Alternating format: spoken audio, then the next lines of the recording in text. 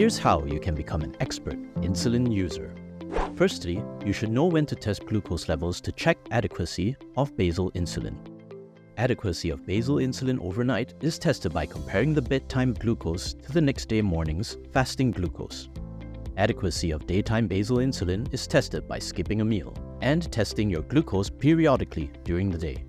Your dose of basal insulin is appropriate if your fasting or pre-meal glucose remains steady within 2 millimoles per liter. Calculating your bolus insulin.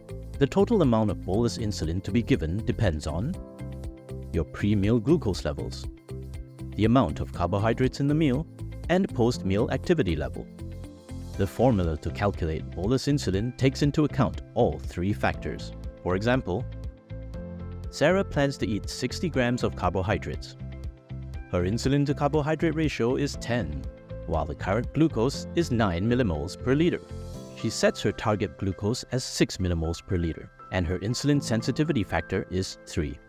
She plans to jog for 45 minutes, 2 hours post-meal, resulting in 30% reduction of bolus dose. The bolus dose required will be 5 units.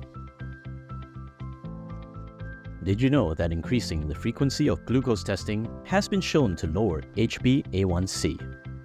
Your usual insulin requirements may change in some situations.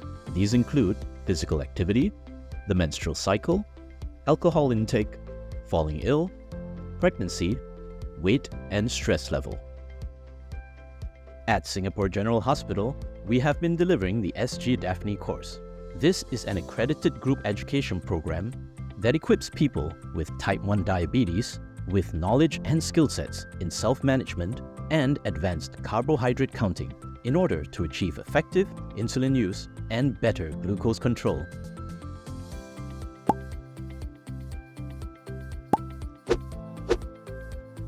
Click here to watch the next video, Automation in Insulin Delivery. Click here to watch the rest of the videos in our Type 1 Diabetes animation series.